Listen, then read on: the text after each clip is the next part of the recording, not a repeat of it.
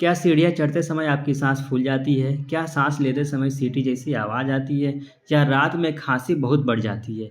ये सभी लक्षण अस्थमा यानी कि दमा दमा के हो सकते हैं। अस्थमा यानी कि दमा के हो सकते हैं। नमस्कार दोस्तों, welcome back to your Pharma Gyan. मैं हूं सबी इमाम। हम आप लोग करके लेकर के आ गए एक और नई हेल्पफुल वीडियो। तो जो लोग प्रैक्टिस करने वाले स्टूडेंट्स हैं वो लोग इस वीडियो को ज़रूर देखें और अपने ज़रूरतमंद दोस्तों को ज़रूर शेयर करें। आज की इस वीडियो में हम पूरी डिटेल में समझेंगे कि इसके कारण क्या है, इसके लक्षण क्या है, इसके डायग्नोसिस क्या है, इसके ट्रीटमेंट क्या है और इन्हेलर का सही यूज़ क्या है और हमें इसको मतलब किस तरह से यूज़ करना चाहिए और जो बचाव के तरीके भी हम आपको इस वीडियो में बताने वाले हैं। वीडियो को लास्ट तक ज़रूर देखें क्योंकि सही इन्हेलर तकनीकी आपकी ज़िंदगी बदल सकती है। तो इस वीडियो में सबसे पहले हम समझेंगे कि अस्थमा क्या है। Okay, asthma is a chronic inflammatory disease of the airway in which the bronchial tubes become inflamed, swollen and narrowed, causing difficulty in the breathing. It is a long-term condition but can control with proper treatment.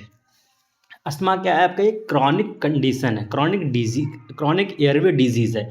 ये आपको respiratory disease है। Okay, जिसमें क्या होता है, bronchial tubes जो होता है इन्फ्लामेंट होता है, मतलब कि जो जिसमें क्या होता है, फेफड़े की नलियाँ मतलब ब्रोंकाई में सूजन आ जाती है, सूज जाता है और सिकुड़ जाता है, जिससे सांस लेने में हमें परेशानी होती है। ये क्या है आपका? क्रॉनिक कंडीशन है, क्रॉनिक इन्फ्लामेटरी डिजीज़ है, जिसमें जो हमारा सांस की जो नली होती है वो सूज जाती है, मतलब स्वेलिंग हो जाती है और सिकुड़ जाती है, जिससे क्या होती है, हमें सांस लेने में दिक्कत होती है। इसी को क्या कहते हैं? अस्थमा कहते हैं। अस्थमा का पैथोफिजियोलॉजी मतलब कि what happen in asthma. Asthma में क्या होता है? During an asthma attack airway become inflamed मतलब स्वेलिंग, मतलब श्वास नली में सूजन आ जाता है। मसल्स अराउंड एयरवे टाइटेन मतलब ब्रोंकोस्पाज्म, मांसपेशियों का सिकुड़ना। मांसपेशियाँ क्या हो जाएंगे? आपको सिकुड़ जाएगा। इस कंडीशन को क्या बोलते हैं? ब्रोंकोस्पाज्म बोलते हैं। एक्सेस म्यूकस इज प्रोड्यूस्ड मतलब बलगम का अधिक बनना। आपका जो क्या होगा? बलगम ज़्यादा बनेगा और this leads to airflow obstruction. इससे क्या हो सकता है आपका? इससे सांस का रास्ता संकरा हो सकता है, मतलब क्या आपको जो सांस लेने में दिक्कत हो सकती है, इससे सांस लेने में दिक्कत होती है। ये क्या है हमारा पैथोफिजियोलॉजी, मतलब कि क्या होता है हमें अस्थमा में? तो हमारा ये स्वेलिंग कर जाता है, ब्रोंकोस्पाज्म होता है, मतलब कि मांसपेशियाँ सिकुड़ जाता है और हमारा जो रेस्पिरेटरी सिस्टम है एक्सेस म्यूकस प्रोड्यूस करता है। ओके, ये था हमारा पैथोफिजियोलॉजी। अब हम बात करेंगे टाइप ऑफ अस्थमा। हमारे पास डिफरेंट टाइप के अस्थमा होते हैं, ठीक है। तो सबसे पहले क्या है? एलर्जिक मतलब एक्सट्रिंसिक अस्थमा। एलर्जिक अस्थमा होता है। नॉन एलर्जिक अस्थमा, हाँ, एलर्जिक अस्थमा पहले क्या था? एलर्जिक अस्थमा, जिसको हम बोलते हैं एक्सट्रिंसिक अस्थमा बोलते हैं। और सेकंड क्या था? नॉन एलर्जिक मतलब इंट्रिंसिक। इंट्रिंसिक आप जो यहाँ और यहाँ आप जो डिफरेंस देख सकते हैं, ठीक। और नेक्स्ट है हमारा एक्सरसाइज इंड्यूस्ड अस्थमा, एक्सरसाइज से होने वाली अस्थमा। जो हम अगर एक्सरसाइज वगैरह करते हैं तो इस कंडीशन में कभी कभी तो एक्सरसाइज से की वजह से जो अस्थमा हो जाती है। ऑक्यूपेशनल अस्थमा, जो प्रोफेशनल अस्थमा होता है। नॉक्टर्नल अस्थमा, रात में बढ़ने वाला अस्थमा। कुछ अस्थमा क्या होता है आपका? रात में बढ़ जाता है। चाइल्डहुड अस्थमा, बच्चों में अस्थमा। और ये क्या है आपका? ये टाइप है अस्थमा का टाइप। ये देखिए 4-5 टाइप का जो ये आपका अस्थमा का टाइप है। कुछ अस्थमा होता है चाइल्डहुड में होता है, कुछ होता है क्या रात में बढ़ने वाला अस्थमा होता है, कुछ अस्थमा होता है एक्सरसाइज करने की वजह से होता है, जिसको हम क्या बोलते हैं? एक्सरसाइज इंड्यूस्ड अस्थमा ही बोलते हैं। ये था हमारा टाइप्स था। अब हम इसके कॉज, हमें अस्थमा जो होता है तो ये इसका कारण क्या है, ठीक ना? Dust, pollen, smoke. इसका मेन कारण डस्ट की वजह से हो सकता है, पॉलन की वजह से और स्मोक धुआं वगैरह का, जो लोग सिगरेट वगैरह पीते हैं इसके वजह से भी हो सकता है। ओके, एयर पॉल्यूशन, वायु प्रदूषण, एयर पॉल्यूशन की वजह से भी क्या होता है? लोगों को अस्थमा हो सकते हैं। कोल्ड एयर, ठंडी हवा की वजह से भी अस्थमा हो सकते हैं। एक्सरसाइज की वजह से, मतलब कि अगर कुछ लोग कसरत करते हैं, एक्सरसाइज वगैरह करते हैं, इस वजह से क्या होता है? ज़्यादा कसरत करने की वजह से एक्सरसाइज हो जाता है, मतलब एक्सरसाइज ज़्यादा कर लेते हैं तो हमें अस्थमा हो जाता है। यह मेन कारण भी है, जिसको मतलब टाइप भी है एक्सरसाइज इंड्यूस्ड अस्थमा, जो आपको हम पहले बताए हैं। उसको तनाव, स्ट्रेस की वजह से भी क्या होता है? अस्थमा हो जाता है। रेस्पिरेटरी इन्फेक्शन, कभी कभी होता है सांस के संक्रमण, ठीक ना? रेस्पिरेटरी में कभी कभी इन्फेक्शन वगैरह हो जाता है, तब भी क्या होता है? अस्थमा होने के चांसेस ज़्यादा होते हैं।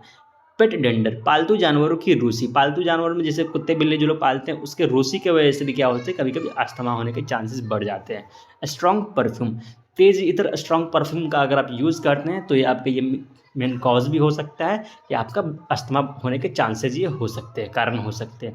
ये क्या था आपका कॉज था, कारण था। उसके बाद क्या सिम्टम, अस्थमा के लक्षण क्या है? शॉर्टनेस ऑफ ब्रीथिंग, एसओबी, इसको हम क्या बोलते हैं? एसओबी बोलते हैं, मतलब सांस फूलना, ठीक है, सांस की कमी हो जाएगी आपके यहाँ पे। और उसके बाद है आपका व्हीजिंग, विस्टल साउंड वाइल ब्रीदिंग, मतलब क्या होता है, जब आप सांस लेंगे ना तो आपका सीटी जैसी आवाज़ निकलेगी, ठीक ना, सीटी जैसी आवाज़ निकलती है, तो ये भी क्या आपका सिम्टम्स है। चेस्ट टाइटनेस, मतलब छाती में जरकन जैसा, चेस्ट पूरा आपका टाइट टाइट फील होगा। कफ स्पेशली एट नाइट और अर्ली मॉर्निंग, रात में खांसी, मतलब कफ हो सकता है कि आपको स्पेशली कब नाइट में होगा, और क्या मतलब सुबह सुबह हो सकता है वो कफ वगैरह ज़्यादा निकलता हो, बलगम ज़्यादा निकलता हो, ठीक। Difficulty speaking during severe attack, गंभीर स्थिति में बोलने में दिक्कत, ये आपका क्या था? सिम्टम्स था। कॉज की बात कर ली, सिम्टम्स की बात कर ली, अब हम बात करने वाले हैं इसका रिस्क फैक्टर। और भी क्या रिस्क फैक्टर है इसका, ये देखिए, फैमिली हिस्ट्री ऑफ अस्थमा, दिमाग की पारिवारिक इतिहास, अगर आपके पास्ट में, आपके फैमिली हिस्ट्री में किसी को अस्थमा रहा हो, माँ बाप को, दादा दादी नाना नानी किसी को भी अगर रहा हो, तो इसके चांसेस हो सकते हैं कि अस्थमा आपका बढ़ जाए। एलर्जिक हिस्ट्री, ठीक ना, एलर्जी अगर आपका जो है एलर्जी से अगर हिस्ट्री वगैरह, मतलब आपका पास्ट में एलर्जी वगैरह हो, तो इसके भी चांसेस हो सकते हैं कि आपको अस्थमा हो जाए। ओबेसिटी और पैसिव स्मोकिंग, मतलब कि धूम्रपान या निष्क्रिय धूम्रपान, ठीक है, अगर आप ज़्यादा धूम्रपान करते हैं तब भी हो सकता है आपको अस्थमा होने के चांसेस ज़्यादा हो सकते हैं। ओबेसिटी, अगर आप ज़्यादा मोटे हैं तो इसमें चांसेस हो सकते हैं कि आपको अस्थमा हो गए। नेक्स्ट हमारा रिस्क फैक्टर है अर्बन पॉल्यूशन एक्सपोजर, शहरी प्रदूषण के संपर्क में आना। क्या होता है, सिटी वाले एरिया में, जैसे अभी दिल्ली में क्या था, हमारा एक्यूआई जो है बहुत ही ज़्यादा था, तो इस वजह से भी क्या हो सकता है, आपको अस्थमा होने के चांसेस ज़्यादा हो सकते हैं। ये आपके था क्या था, रिस्क फैक्टर था। ओके, उसके बाद क्या है डायग्नोसिस, क्या मतलब हम कैसे कर सकते हैं कि अस्थमा है कि नहीं है। पहला क्या है, spirometry test. Okay, spirometry test से, जैसे ये आप देख सकते हैं, ये आपका क्या स्पायरोमीटर है, इसके अंदर फूंक मारते हैं तो ये आपका ऊपर जाता है, तो इससे क्या करते पता लगा सकते हैं कि अस्थमा है कि नहीं है।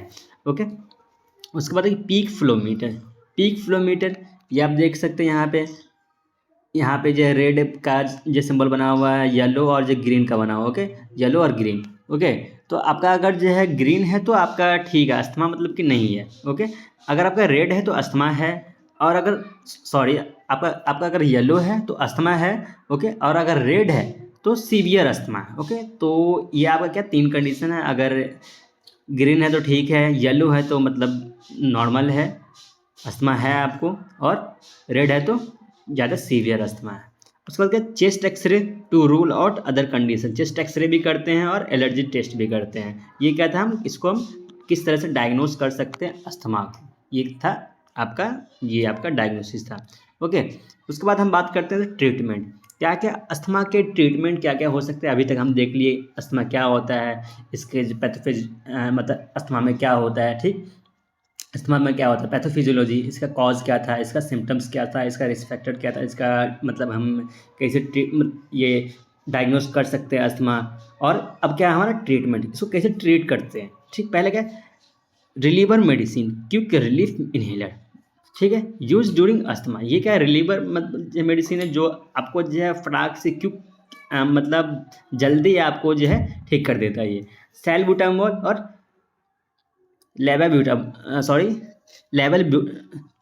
ब्यूटरॉल। ओके, सैल्बुटामोल और जो लेवल ब्यूटरॉल, ये क्या आपका मेडिसिन है जो आप देख सकते हैं यहाँ पे। सैल्बुटामोल आपका क्या है, इन्हेलर है, जो क्या है फास्ट एक्शन ब्रोंको डायलेटर है। ये आपको जल्दी से ट्रीट करता है, जल्द से जल्द आपको जो है अस्थमा से राहत देता है। ये आपका क्या था, इन्हेलर है, ठीक ना। यहाँ पे आप देख सकते हैं वेंटोलिन इन्हेलर सैल्ब्यूटामोल, ये आपका 200 डोज, मतलब कि 200 डोज है, ये आपका इन्हेलर है। इसको यूज़ करते हैं तो आप क्या होता है, मतलब इसको हम इन्हेलर पंप भी जो बोलते हैं। तो इसको आप जो है अगर यूज़ करेंगे तो जल्दी ट्रीट होगा। ओके, और नेक्स्ट है हमारा ट्रीटमेंट कंट्रोलर मेडिसिन, जिससे हम क्या होता है लॉन्ग टर्म कंट्रोल के लिए हम कौन कौन सा मेडिकेशन देते हैं, बुडासोनाइड, फ्लूटिकासोन, फॉर्मेट्रोल, मोंटेलुकास्ट, इन्फ्लामेशन कम करते हैं। ये क्या करता है, इन्फ्लामेशन कम करता है ताकि जो है हमें सांस लेने में दिक्कत नहीं हुए। ये आप देख सकते हैं फ्लूटिकासोन नेजल स्प्रे है, मोंटेलुकास्ट है, ये आपका मेडिकेशन टैबलेट है। उसके बाद हमारा क्या ओरल मेडिकेशन, हम क्या ओरल मेडिकेशन ले सकते हैं, प्रेडनिसोलोन, प्रेडनिसोलोन सीवियर केस में हम लेते हैं प्रेडनिसोलोन लेते हैं। उसके बाद क्या नेबुलाइजेशन, सीवियर अटैक में दिया जाता है। ओके, ये क्या आपका जो है नेबुलाइजर है। ओके, इसको हम कब यूज़ करते हैं, सीवियर जब अटैक जब होता है अस्थमा का, तब हम इसका यूज़ करते हैं। उसके बाद क्या emergency sign, go to hospital immediately. अगर आपको ये कंडीशन दिखे तो आप क्या है, आपको जल्द से जल्द हॉस्पिटल जाना चाहिए। ओके, कौन कौन सा कंडीशन, सीवियर ब्रेथलेसनेस, अगर सांस बहुत ज़्यादा फूल रहा, अगर आपको सांस बहुत ज़्यादा फूल रहा हो तो आप समझ जाइए क्या इमरजेंसी कंडीशन, ये आपको फटाक से हॉस्पिटल जाना चाहिए। ब्लू लिप्स और नेल्स, अगर आपके होंठ जो है नीले हो रहे हैं और जो है नेल्स अगर आपके नीले हो रहे हैं, तब आप फटाक से हॉस्पिटल जाइए। नो रिलीफ आफ्टर इन्हेलर से राहत ना मिलना, अगर आपको इन्हेलर से राहत नहीं मिलता तब भी आप जो हॉस्पिटल डायरेक्ट जाइए।